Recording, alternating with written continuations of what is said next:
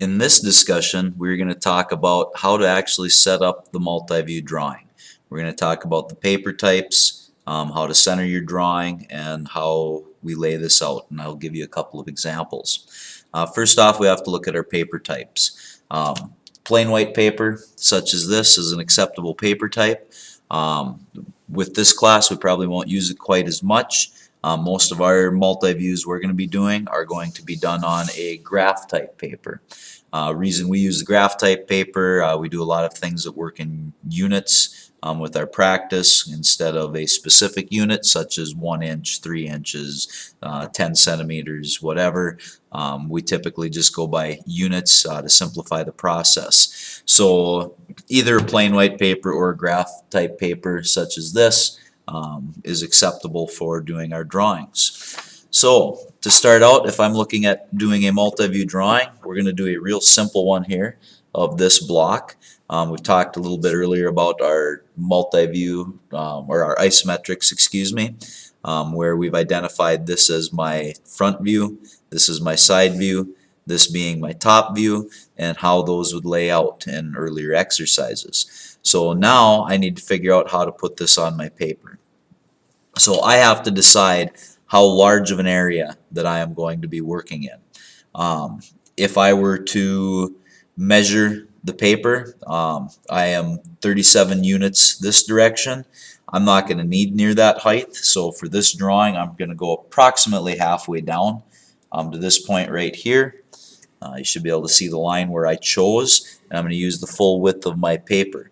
So I know I'm 37 units across. I already counted that. We'll count these. We have 1, 2, 3, 4, 5, 6, 7, 8, 9, 10, 11, 12, 13, 14, 15, 16, 17, 18, 19, 20, 21, 22, 23, 24 units. So I have 24 units in that direction, and I have 37 units in this direction.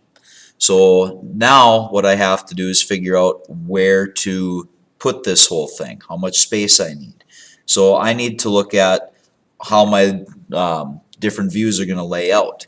I know from left to right, we'll start in that direction, that my front view is 3 units, and my side view that will sit here is 3 units. So I know I am going to use 6 units of my 24. So if I take my 24 and I subtract my 6 units, that will give me a total of 18 remaining units. Okay.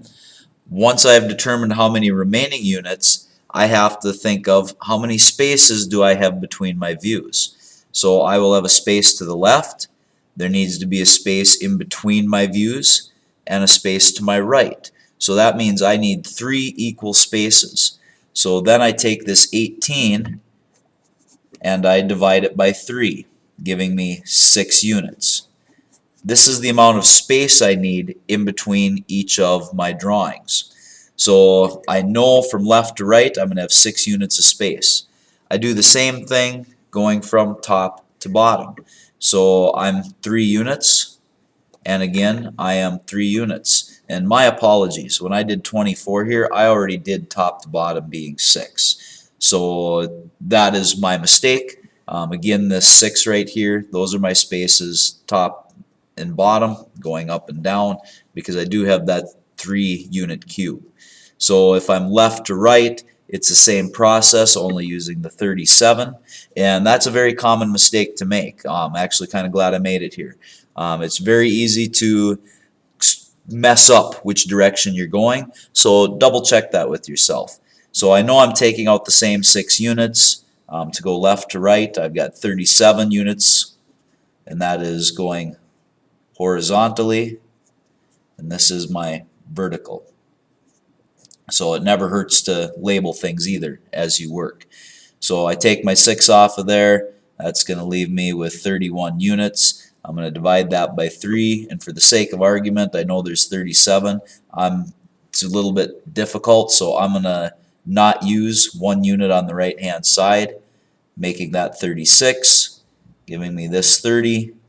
I divide that by my 3, that gives me 10 units. So I'm going to start at my lower left on my paper, and I'm going to go up 6 units, and then I'm going to go over 10 units.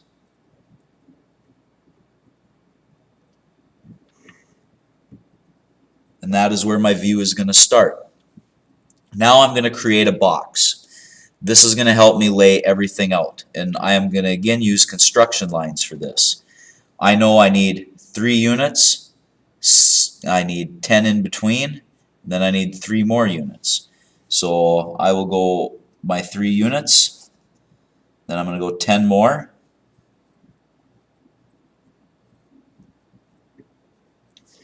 plus my 3 units. That's corner of my box. Do this same thing vertically. I go up 3 units. I add my 6 for my space, plus 3 more for my object. And now I have started to create my box. So I can finish this out.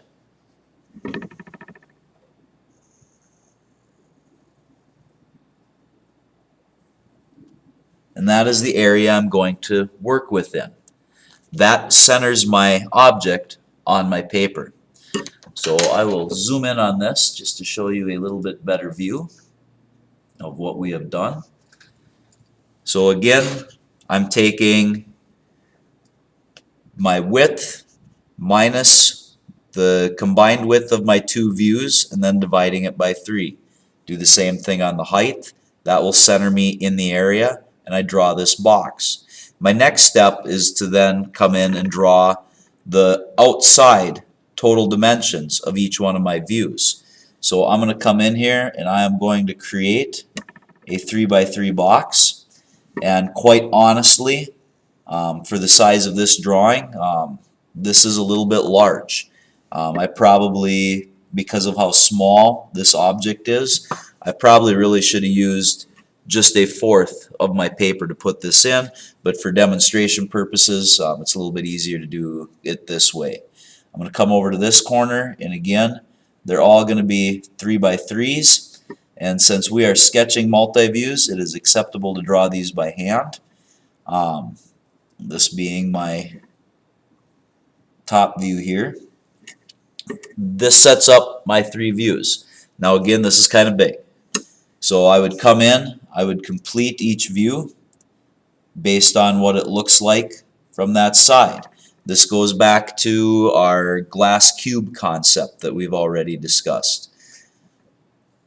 And again, in this one, my top and my front look an awful lot alike, but they are laid out in different directions. So now I have my views drawn. I would go back in and erase my construction lines, and this would give me a completed, I'm going to move a second here just for the ease of erasing. This would give me a completed centered view.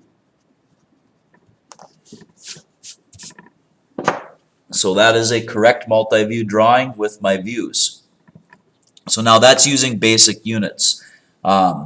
In the next video, we're going to talk about a little more complex object and talk about the use of those hidden and center lines as well.